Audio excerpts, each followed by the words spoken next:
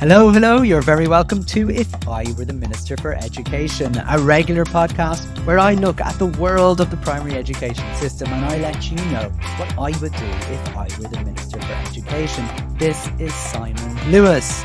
On today's show, it's unfortunately all about the money, and it's all about cuts and cuts by stealth as we look at the latest news on school book grants, on the ancillary grants, and we also take a little look back at the summer program, which will be coming up next month. If you are interested in subscribing to this podcast, please do so on your favorite platform, whether that's Apple Podcasts or Spotify. But if you're looking on YouTube, you can also hit the subscribe and notifications button, and it will be in your YouTube notifications every 2 weeks when I release both the podcast as a video, but also some tech tips that you might use in your classroom. This week, I'm looking at using a combination of ChatGPT and speech-to-text and Canva to create an interview with a Viking, and I'll show you how to do that. That's over on YouTube. If you are interested in seeing more of my stuff, you can subscribe to my newsletter, which will land in your inbox every 2 weeks, and it not only provides you with a link to the podcast and the technology tips, but it also provides you some extra news stories I found interesting, as well as some inspiring tweets on X. So well worth doing. Just go to onshot.net/subscribe. I'm afraid today is going to be more than a whinge, actually. It's going to be a lament, because I will have to be talking a lot about what is going on with the budget, what is going on about money in schools, and why does nobody seem to care? But I would have loved to have been talking to you about other things. I had loads of stuff I wanted to talk to you about. For example, I wanted to talk to you about school choice, because I was at a conference this week where I spoke at this very academic conference all about whether we should have school choice or not. And I would have loved to have shared that with you. I would also have loved to have shared something on AI in education, because I was also at another conference on Saturday where I was on a panel talking about AI in primary education and its future in the system, and maybe sharing some thoughts on that. And I would have loved to as well talked about single-sex education, because that was in the news last week, and I was on the radio about it, talking about, I think there was a couple of single-sex schools that amalgamated. Probably, I think they were in South Dublin, that's why they were on the news. And I would have loved to have talked to you about that a little bit more, but of course I couldn't. But I will share I can't but share one little piece on it, because I thought it was quite funny. It was the letters page in the Irish Times after this thing on single-sex education. And I always think it wouldn't be very funny. I think it's the way when you look back at old newspaper articles and you go, oh my God, I can't believe they were saying things like that. They're so old-fashioned. I was thinking it's a bit bizarre. Some of the letters that were written in after a kind of a debate, let's say a debate article about single-sex education, and the letters that were written in were very interesting. And Jen Hogan, who I was surprised, to be honest with you, was not in favour of single-sex schools. I don't know why, but she was arguing in favour of co-educational schools, despite sending all her kids to single-sex schools. And this letter writer was not happy with her, nor was he happy with Aon O'Riordan, who, look, I'm never happy with Aon O'Riordan either, but he's very good for now, soundbite, and he's also against the idea of single-sex schools.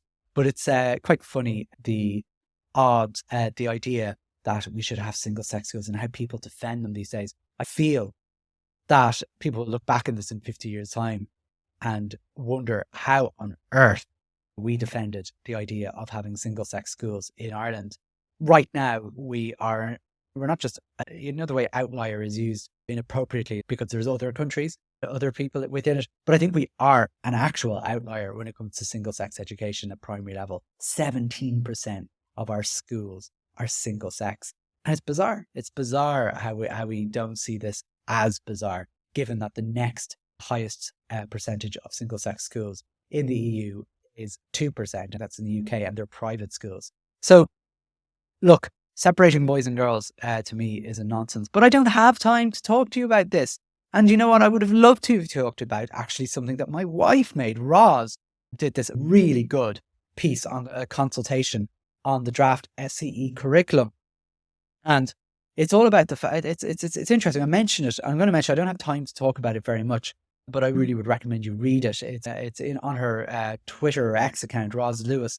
And I wouldn't usually share something that a family member of mine has done, but I think it's really important. Essentially, the NCCA are so desperate to get the education about religions, belief systems and ethics, so the ERBE curriculum in, they've decided to try and shoehorn it into history and geography. And it really isn't going to work.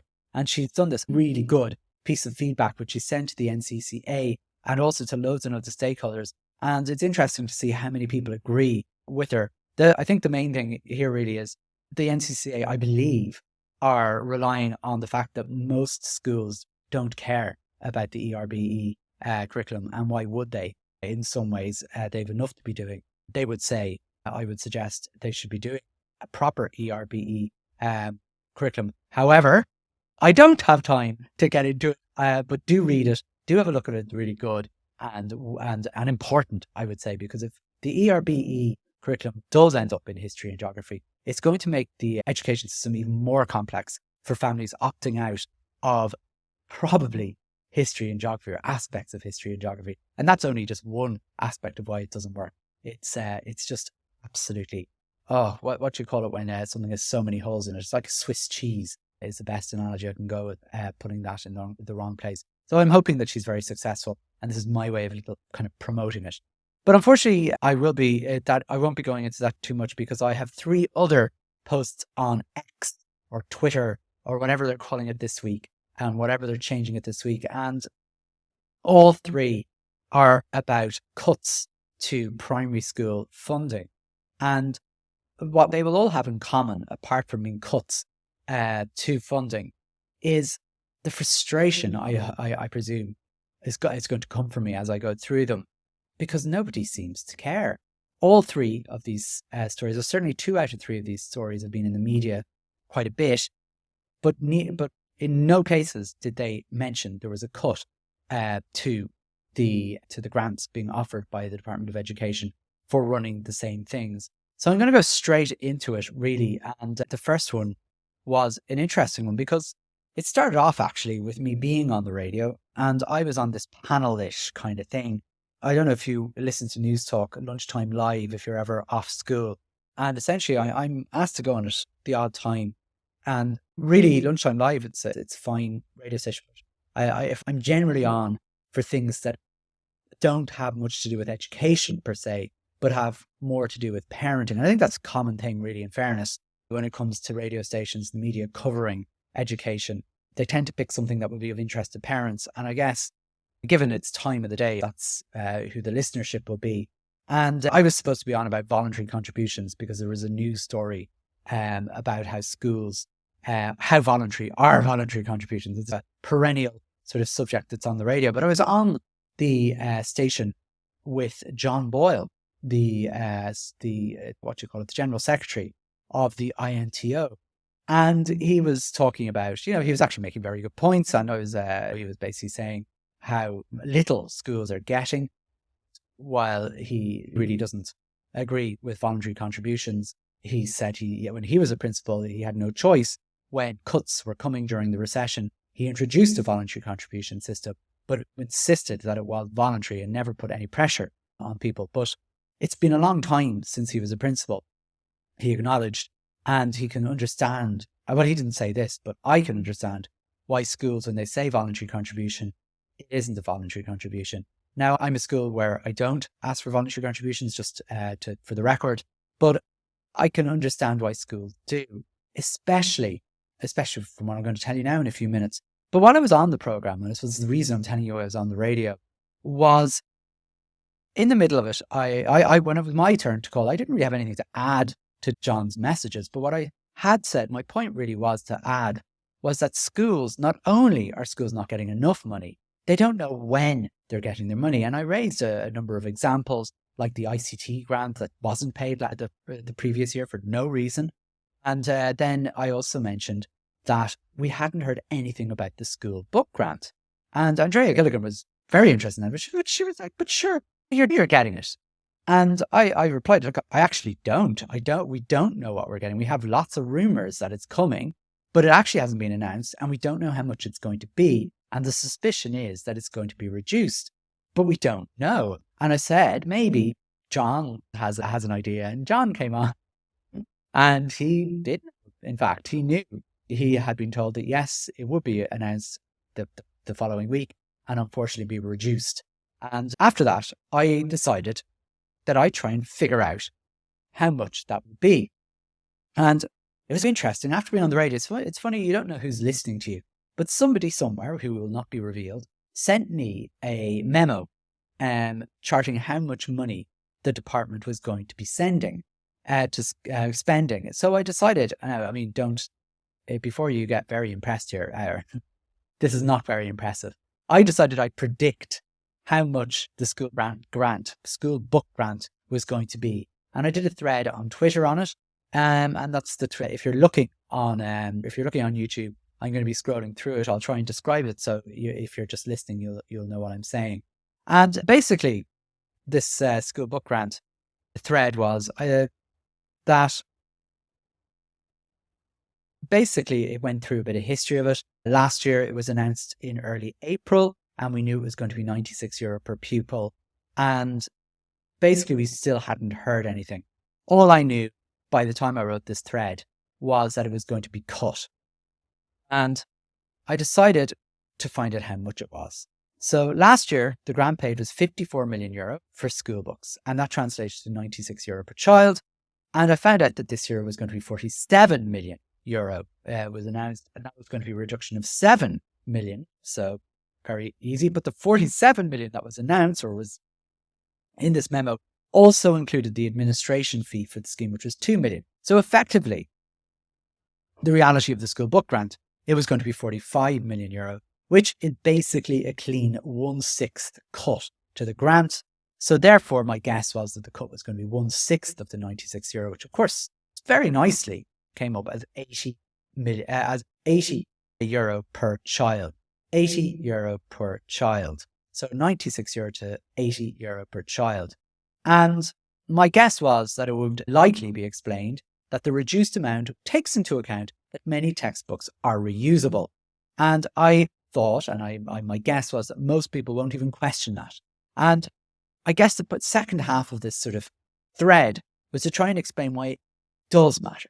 Like, it isn't all the school books and all the subscriptions cost €96. This is the thing. And because I remember, like, we've always bought school books for the children in our school, and we just get the parents to pay it back to us, and we charge them for it, and we were getting them cheaper than everybody else. We were getting a 10% discount directly from the publishers because we were buying them in bulk. But unfortunately, that's not going to be available to us. Already, the price that we're going to be paying is going to be higher than it used to be because of this scheme, 10% higher probably. But I remember saying to my post soldier who's in charge of school books, because we had this €96 thing last year. And I was kind of going, God, it's a fair amount of money. And he was like going, it really isn't, Simon. And I was like, and I was still thinking about how maths books cost or English books cost. I thought books cost under a tenner. That just shows you how little I pay attention in a way sometimes to what we have.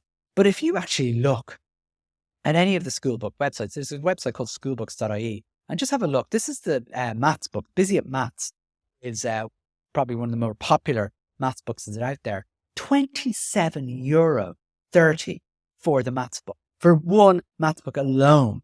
Most schools will have two maths books because you'll have your Busy at Maths and you'll also have your mental maths book, which is another tenner. So you're looking at about €35 roughly between those two books. About 40% of your entire budget is going on maths.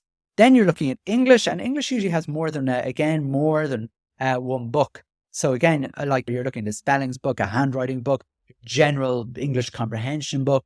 You've got a subscription possibly for Spellings for Me, an excellent program, by the way, which is another $3.50 or so. And you're looking again at another 30 odd euro.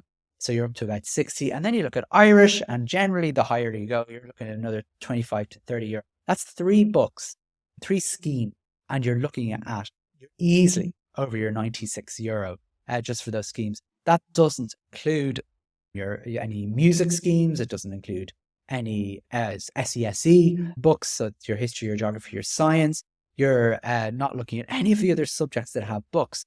And I'm not a fan of books. I would gladly have no books at all in schools. And in fact, what I'd be suggesting, instead of the Department of Education, again, this mad notion they have of this privatization of education, where they basically give a small amount of money to schools, not enough of it, and tell the schools to go to a private company to buy books from the likes. And there's 6 major publishing companies in Ireland for school books alone, which is baffling to me.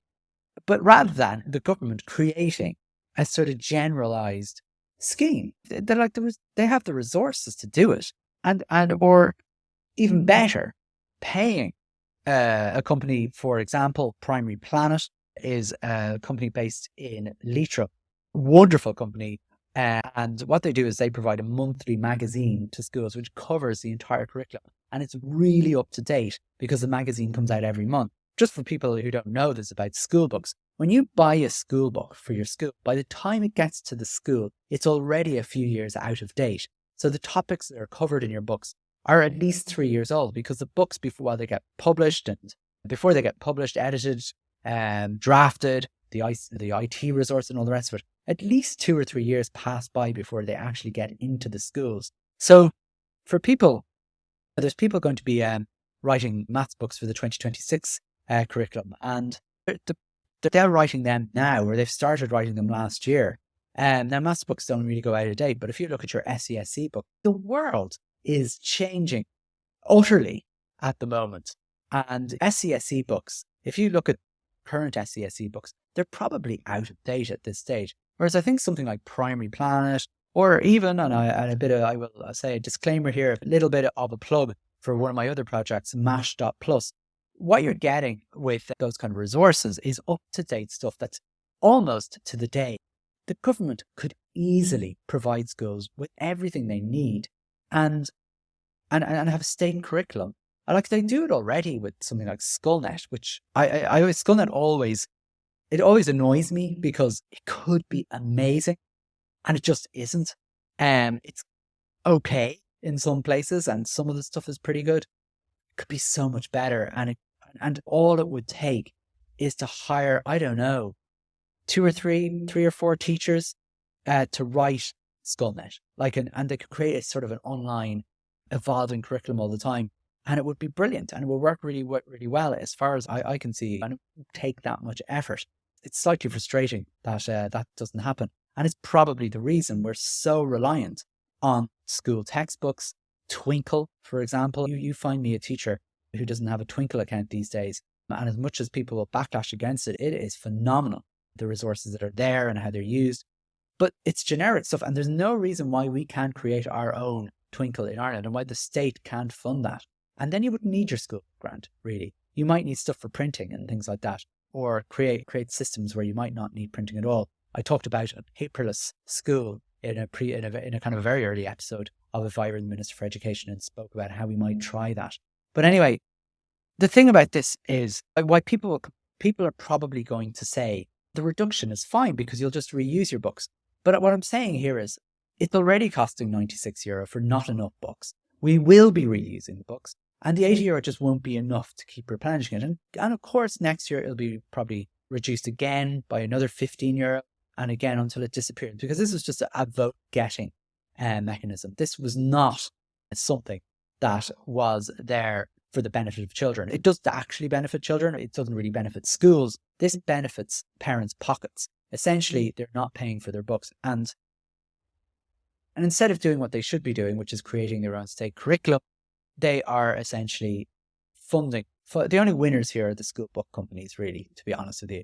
And they're getting free money, and parents are saving a little bit of money as well. I don't know what you think. This has all come about really because of a reliance on textbooks. There's been a huge amount of pressure through the media, through parent groups. Every year you get that survey from Bernardo's with the cost of going back to school and so on, and how textbook companies change their books so often, and so on and so forth. Like, none of this is new. I remember when I was in school, there was a fairly roaring trade there of secondhand books. Because I remember, the first thing my mum did when we got our school books was cover them in wallpaper, because at the end of the year, she was going to save the book for my sister, who was a couple of years younger than me, in hope that it was the same book.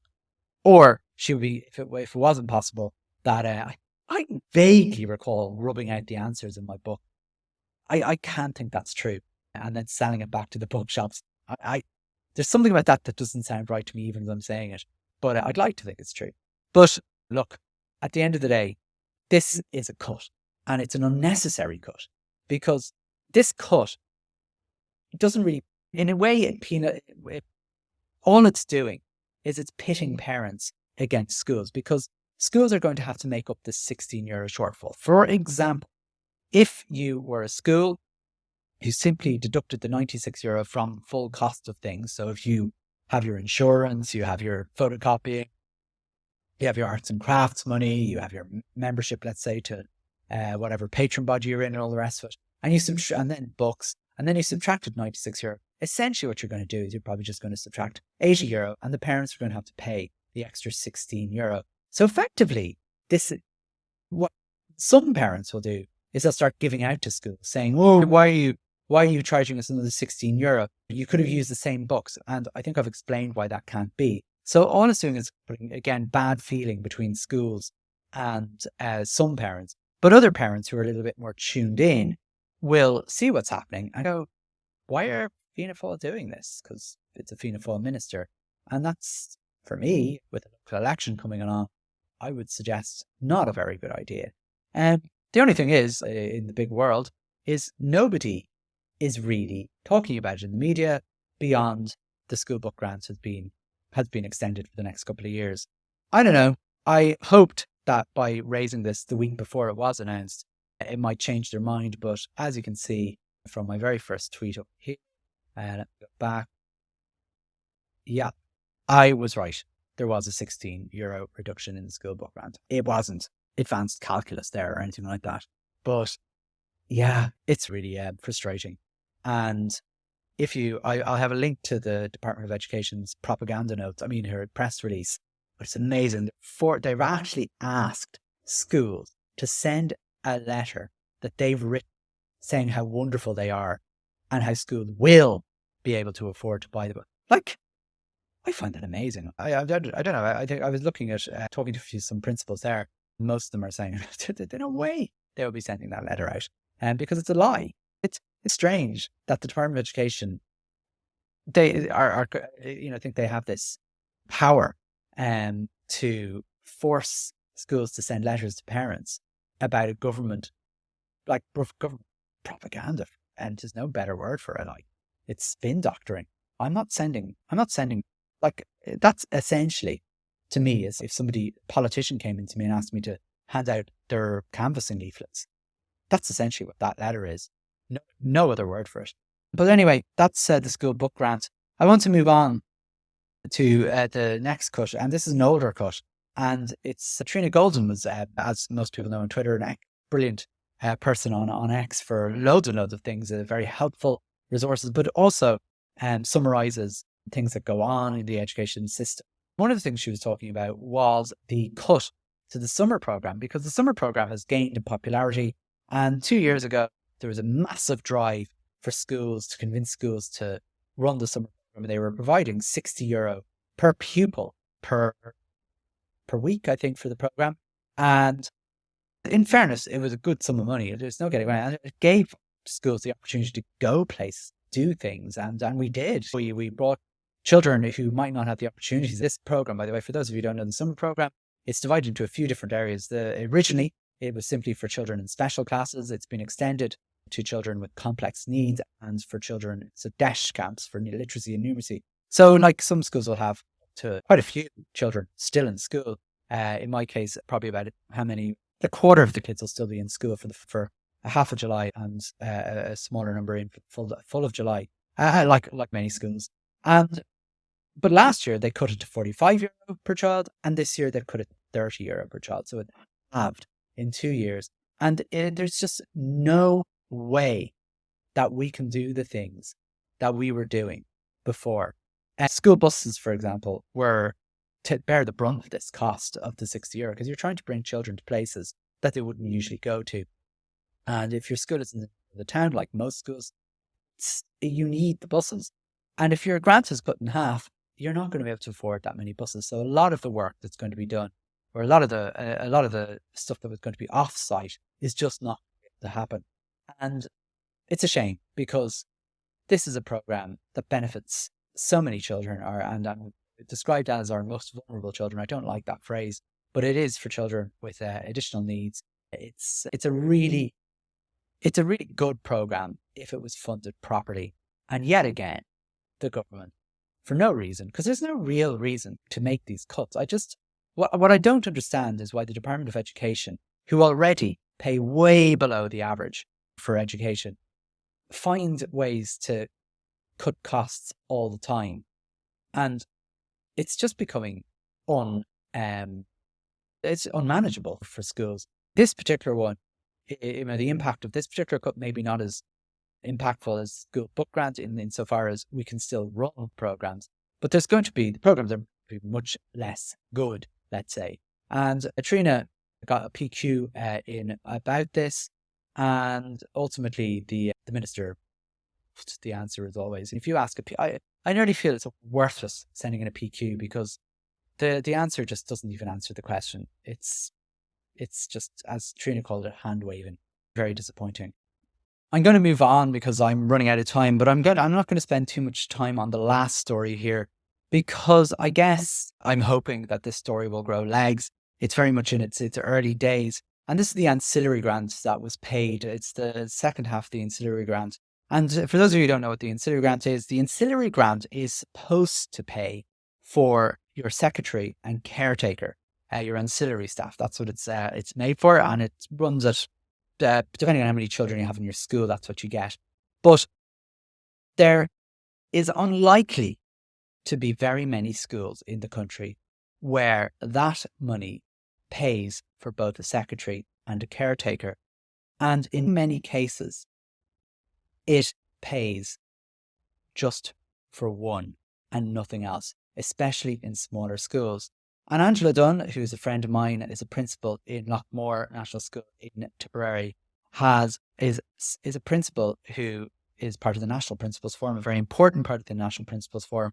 And the reason I'm going to come back to this is because the National Principals Forum have asked principals around the country to tell their story, effectively, about the ancillary grant, and the results aren't out yet. But Angela's story, which she said she's very happy to be shared, is the fact that she got €468 in her ancillary grant, which was to pay for her caretaker for 8 months' work. Her secretary costs were the rest of the ancillary grant.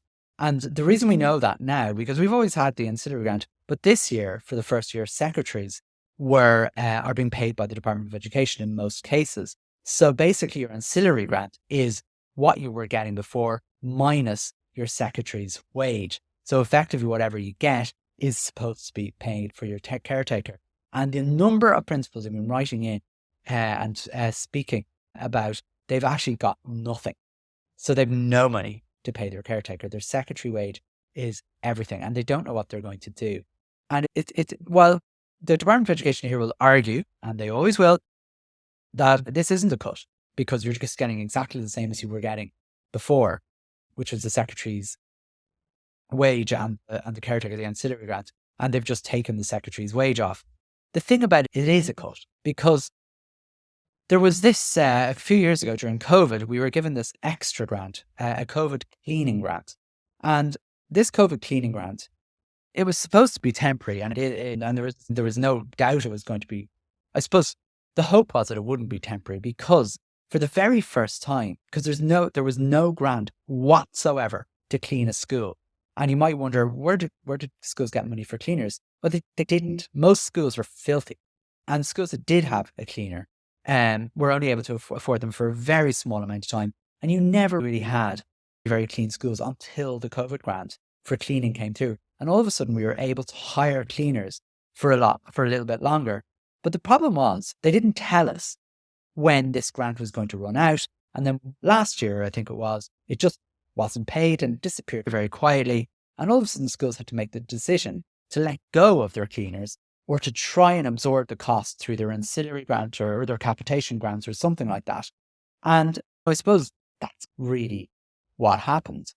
And I think there's a few things really that are very annoying about this is we don't have enough money to clean schools. We don't have enough money to have a caretaker in schools and a secretary. We need both in most schools. We're relying on the generosity of parents a lot of the time to come in and fix toilets, fix leaks, fix. And what you get then is you get non-professionals doing sticky plaster solutions. That's no offense to parents in any way, shape, or form. It's just you can't, if you don't pay for something properly, you're not going to get it. And these are, while I complain bitterly about who owns the buildings, taking that aside, I would assume that if you're paying for a building, you want to ensure that you maintain it properly so that you're not constantly paying out bits and bobs when things don't work out. I always find if you're in your house and something breaks, I know you put your DIY hat on and you try and fix it.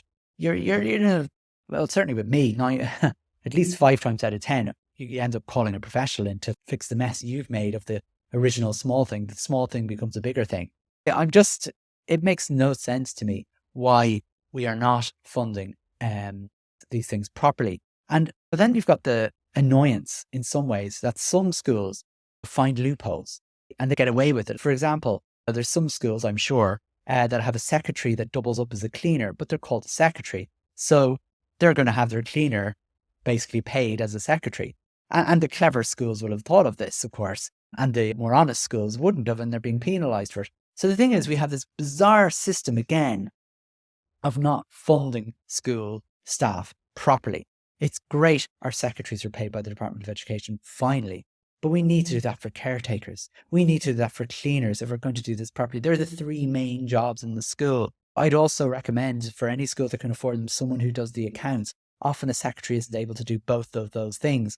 So someone who's adept at accounts, even part-time, is a really important thing because, again, it's something that lands usually on a principal's head or a secretary's head, and that's not okay either. It's so complex now, and the FSSU is, for me, is less help than anything else. I think they're there to help, but it's mad. And schools that have complained about this, they basically, I don't have enough money to pay my cleaner. They've been told, get on to your patron body, and maybe your patron body will fulfill you. Now, I know that imagine going to the cap in hand to your local church parish and saying, can we have money? They don't give it. Like, they're like, well, you should have managed your budget better. Certainly, if I went to my patron body educate together, I wouldn't be surprised if they laughed at me. But that's the advice you're getting. Go to your patron body who they know don't have the money to do it. And then call the FSSU or whatever there, and they'll give you advice. What advice are they going to give? It's shocking. It's shocking how this all works. And everything is so complex. Everything is just funding things is so complicated, and it makes no sense. But anyway, look, I don't want to harp on too much about it. There's loads and loads and loads to do. I just think, I suppose the point of this initially is if you'd like to reach out to Angela, she's created a really, really good document on primary school funding and also the SCT crisis. But for the purpose of this, it might be very interesting to find out the research she's done in Tipperary on funding and cuts there. And it might be worth your while getting in touch and doing something in your own country, excuse me. Maybe you might want to do that. And essentially, I suppose I better end with, and finally, a kind of story before I go, with another tweet. Yes, the NCSE is about to be restructured, and looking at the press release from the Department of Education, the NCSE started off as a very nice organisation. It is absolutely been dismantled as the most awful, just hapless organisation I have ever come across. And it is about to be restructured. And if you think the restructure is going to be any good, it's basically turning the NCSE into a new HSE. I'm going to be following this restructuring over the next few weeks. But I don't know. I just took a brief look at the press release and I shuddered because more people, essentially, they're getting in more people, but they don't need more people. They need to close down the NCSE. That's what they need to do.